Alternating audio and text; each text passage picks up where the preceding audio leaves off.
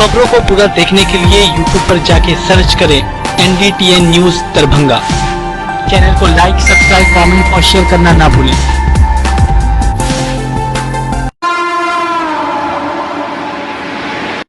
सरिता public school रोहेलागंज Kadrabad Darbhanga. हमारे यहाँ बच्चों को दी जाती है अच्छी शिक्षा व्यवस्था। बच्चों को बनाया जाता है अनुशासित। अनुभवी शिक्षकों द्वारा शिक्षण व्यवस्था। नामांकन सत्र प्रारंभ, तो जल्द संपर्क करें। दरभंगा में एक अनोखी पहल, मिथिला ऑनलाइन स्टोर। सिर्फ एक कॉल या व्हाट्सएप से किराना, कॉस्मेटिक, किताब एवं स्टेशनरी प्राप्त करें। Free home delivery, free home delivery.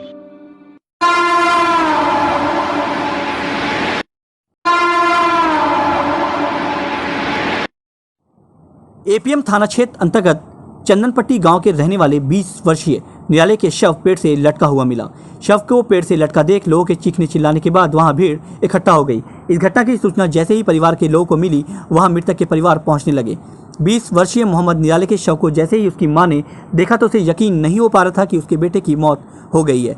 बार बार चीख कर रोते हुए माँ अपने बेटे को इस तरह से झंझोड़ रही थी मानो वह अपने बेटे को उठाने की कोशिश कर रही हो। रोती बिलखती माँ चीखती चिल्लाती रही। वहीं दूसरी तरफ परिवार के सदस्य का कहना है कि इससे पहले भी निराले के साथ जान से मारने की घटना घट चुकी है, लेकिन चीखने चिल्लाने के बाद उसे पेड़ से उल्टा लटका पाया गया था। लेकिन गनीमत यह रही कि किसी तरह उसकी जान बच गई थी, लेकिन आपसी दुश्मनी की वजह से दूसरी बार निराले की जान नहीं बच पाई। परिवार के लोगों का यह भी कहना है कि मारने वाले को सभी पहचानते हैं। साथ ही साथ परिवार के लोगों ने यह भी कहा कि जिन हालत में शव को पाया गया है, साफ तौर पर बताया जा सकता है कि किसी ने उसे साड़ी पहनाकर उसी साड़ी के जरिए मौत के घाट उतार दिए। परिवार के लोगों का यह भी कहना है कि जिसने उसकी हत्या की है उसे सभी लोग जानते हैं। मृतक की भाभी ने बताया कि अगर प्रशासन की तरफ से इंसाफ नहीं मिलता है तो आने वाले वक्त में परिवार के लोग मारने वाले को नहीं छोड़ेंगे। जबकि इस मामले में 4 अभियुक्तों का नाम सामने आ रहा है, जिसके घर छापेमारी भी की जा रही है। आइए आपको सुनाते हैं कि मृतक के परिवार वाले और पुलिस प्रशासन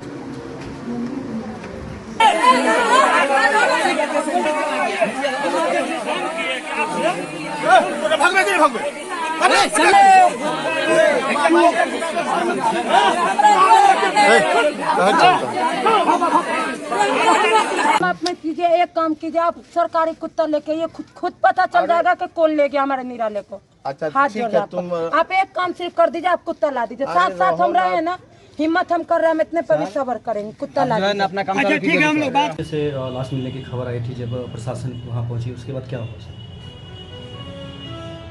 एपीएम थाना अंतर्गत जो है चंदनपट्टी के रहने वाले निराले शाह जो है कि सुबह में आज जो है 8-9 बजे के पास नाश्ता उस्ता घर से निकले। उसके बाद करीब 11-11:30 बजे के पास उसका जो है सब के एक बगीचा में लटका हुआ पाया गया। इस संबंध में उसको जो है कि पोस्टमार्टम हेतु भेजा गया है और परिजन ने जो है कि हत्या कर सबको लटकाने का आरोप लगाया है। इस संबंध में प्राथमिकी दर्ज 4 नामजद अभियुक्तों को विरुद्ध की जा रही है। रेड छापामारी की जा रही है। हत्या का मामला मान करके हम लोग अनुसंधान कर रहे हैं। अभियुक्तों को शीघ्र गिरफ्तार किया जाएगा। सर, जब पुलिस वहाँ पहुँची तो साड़ी और साया ऐसा कुछ बताया जा रहा है कि महिला का ड्रेस था उसमें क्या बताया गया है कि कमर में नीचे जो है कि साया लपेट दिया गया था और गला में जो है साड़ी का फंदा लटका करके आम के पेड़ में बांधा गया था।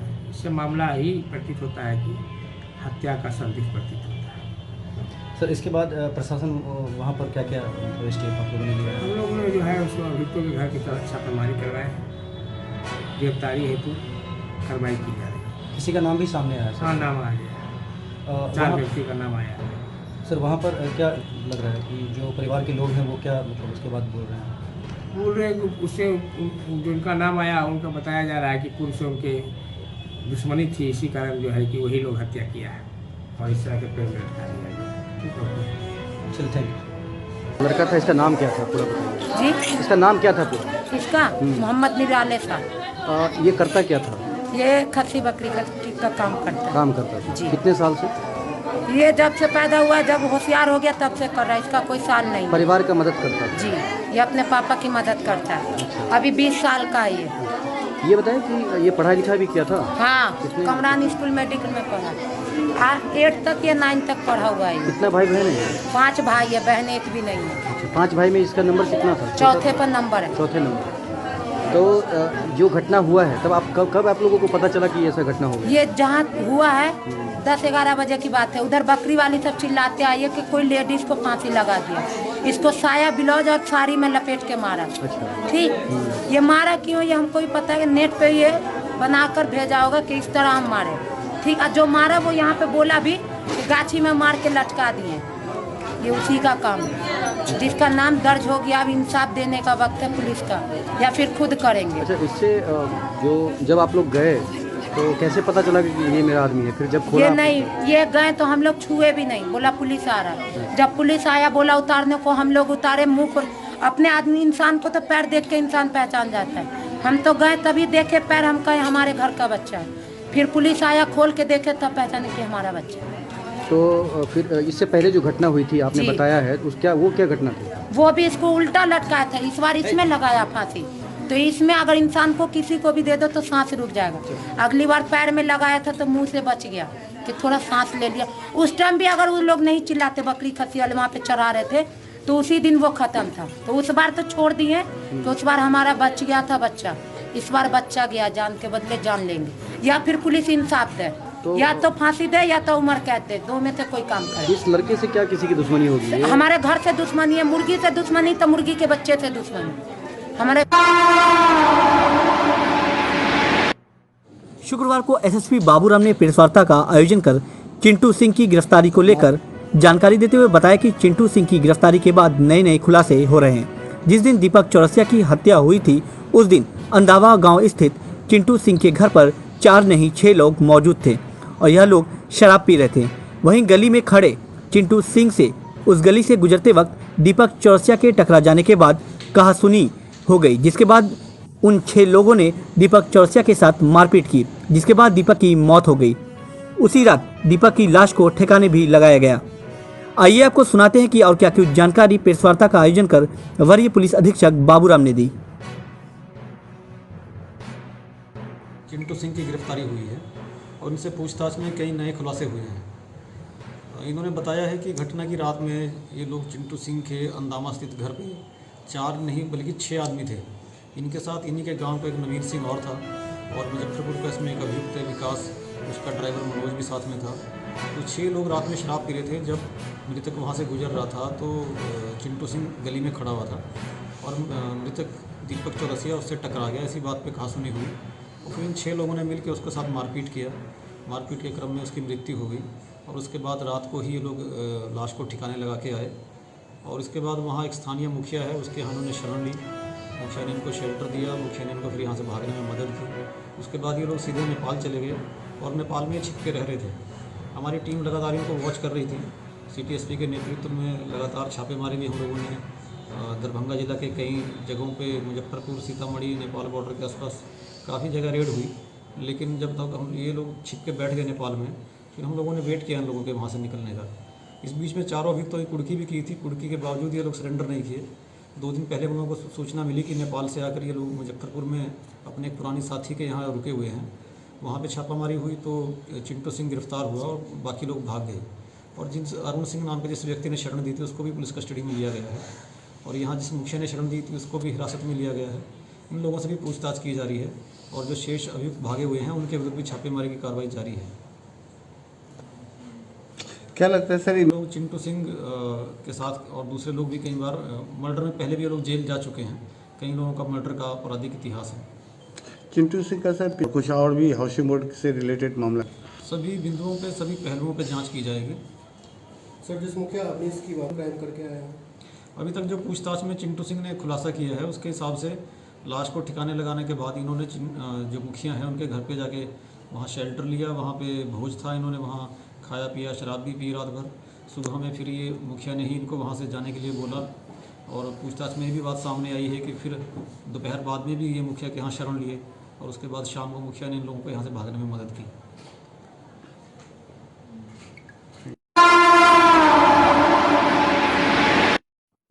शुक्रवार को दरभंगा, समस्तीपुर, मधुबनी तीनों जिलों के पुलिस अधीक्षकों के साथ मिथिला क्षेत्र दरभंगा के पुलिस महानिरीक्षक अजिताभ कुमार की अध्यक्षता में पुलिस विभाग की एक आवश्यक बैठक का आयोजन किया गया।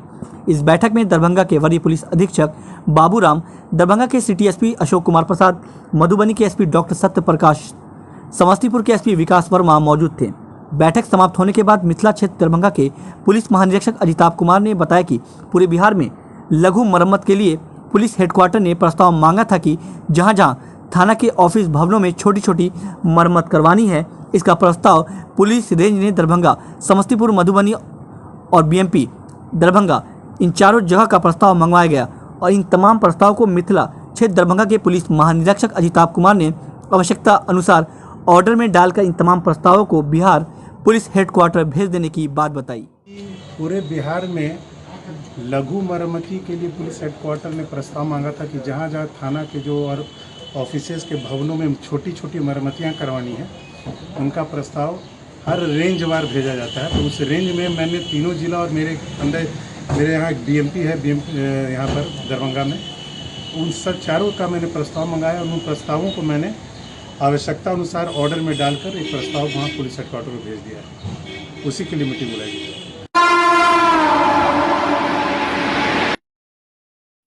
दूरस्थ शिक्षा निदेशालय द्वारा संचालित बीएड नियमित विभाग एवं IQSC ललित नारायण मिथिला विश्वविद्यालय के संयुक्त तत्वाधान में दरभंगा पब्लिक स्कूल, दिल्ली मोड़ और दरभंगा जूनियर पब्लिक स्कूल के शिक्षकों के लिए एक सप्ताह का प्रशिक्षण सह परामर्शी सेवा कार्यक्रम के 5वें दिन नेशनल स्कूल ऑफ ड्रामा नई दिल्ली के मनोज कुमार ने स्ट्रैटेजी ऑफ हैप्पी क्लासरूम पर चर्चा करते हुए कहा कि कक्षा में पढ़ाते समय सुनने और बोलने के बीच क्रिया हाव भाव भी होते रहना चाहिए।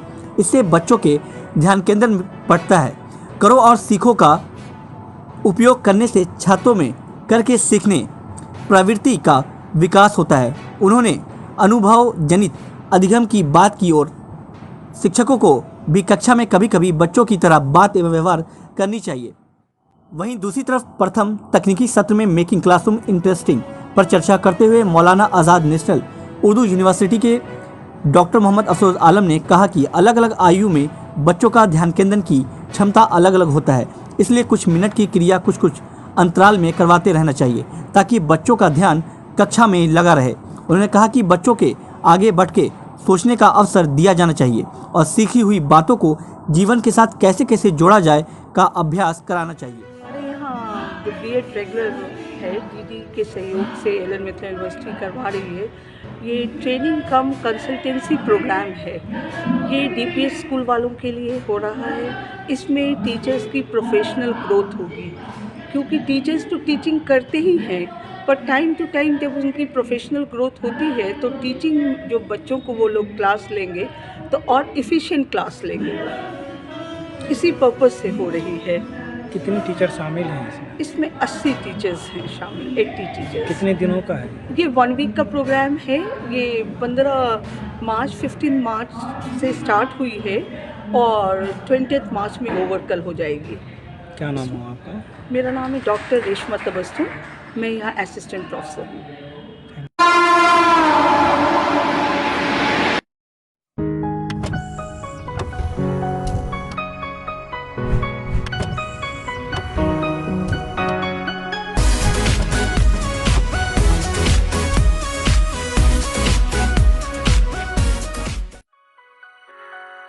Delhi public school, Kadarabad, Darbhanga. CBSE से मान्यता प्राप्त स्कूल। नर्सरी से 10 तक के बच्चों की पढ़ाई की बेहतर व्यवस्था। अनुभवी शिक्षक के मार्गदर्शन में दी जाती है बेहतर शिक्षा।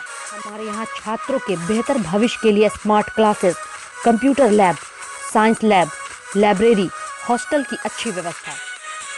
दूर दराज से आने वाले छात्र छात्राओं के लिए ट्रांसपोर्ट की उत्तम व्यवस्था।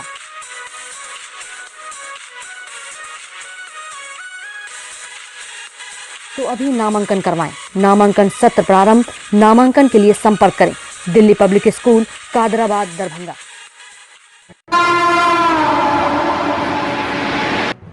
दरभंगा नगर निगम के द्वारा स्वच्छता अभियान कार्यक्रम चलाया जा रहा है और इसी कार्यक्रम के तहत दरभंगा नगर निगम के द्वारा लेहसराय के कपूरी चौक पर मिथिला पेंटिंग कलाकारों के द्वारा स्वच्छता अभियान से संबंधित पेंटिंग बनाया जा रहा है, इस पेंटिंग के माध्यम से लोगों को यह संदेश दिया जा रहा है कि दरभंगा शहर को साफ स्वच्छ रखें और स्वस्थ रखें।